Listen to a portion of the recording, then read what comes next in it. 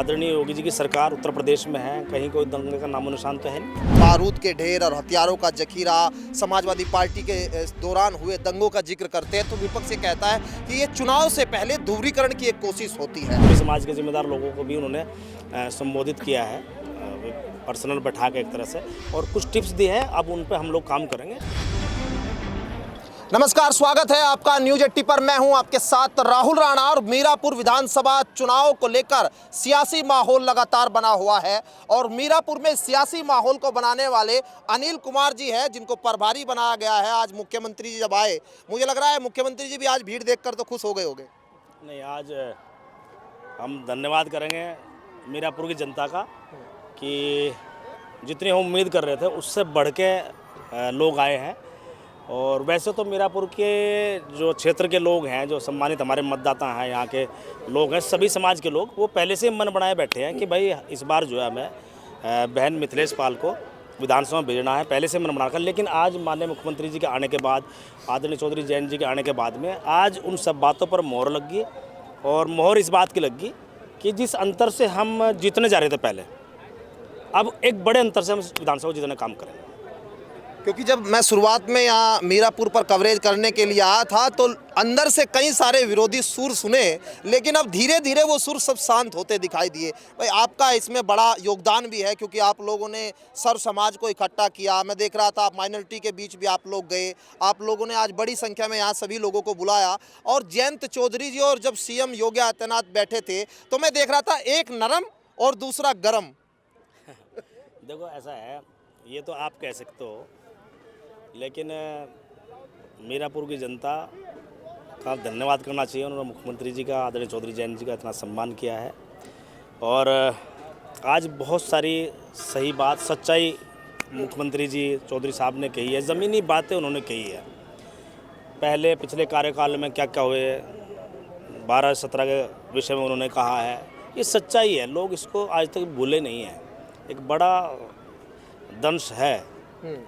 तो और इसी बात को मुझे लगता है कि निश्चित रूप से एक बड़ा मतलब जो है, जिस दिन वोटिंग होगा ना, कि जैसे होता है कि भाई उपचुनाव में वोटिंग कम रहता है, मुझे लगता है बम्पर वोटिंग होगा।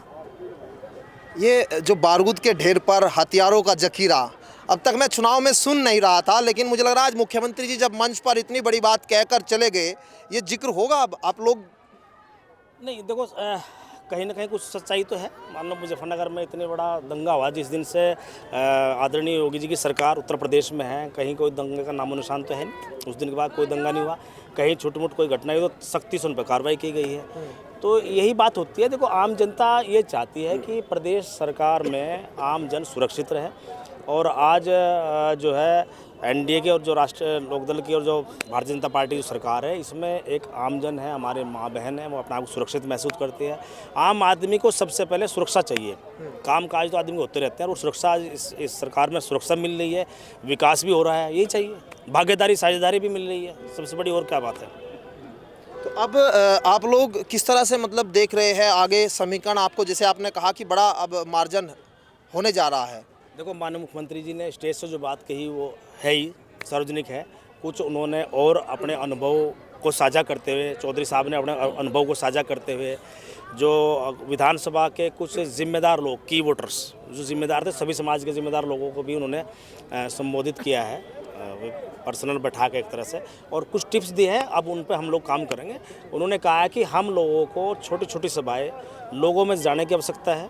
आप लोगों में जाइए, उनसे उनका उत्साह बढ़ेगा। जो सरकार के कार्यक्रम हैं, जो केंद्र सरकार के हैं, राज्य सरकार के तमाम सभी कार्यक्रमों को जनता तक लेकर जाइए। जो भ्रांतियाँ ये विपक्ष के लोग फैलाने का काम करते हैं, उसको डाइल्यूट कीजिए, वो सब गलत है।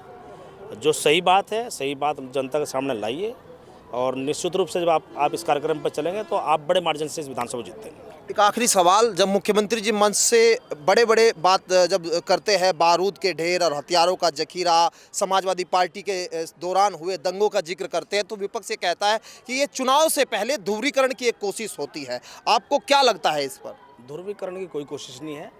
सर्व समाज के लोग, इस विशेष सीट की अगर हम बात करें मीरापुर पर, सभी समाज के लोग बात कर रहे हैं, कोई ध्रुवीकरण की बात नहीं।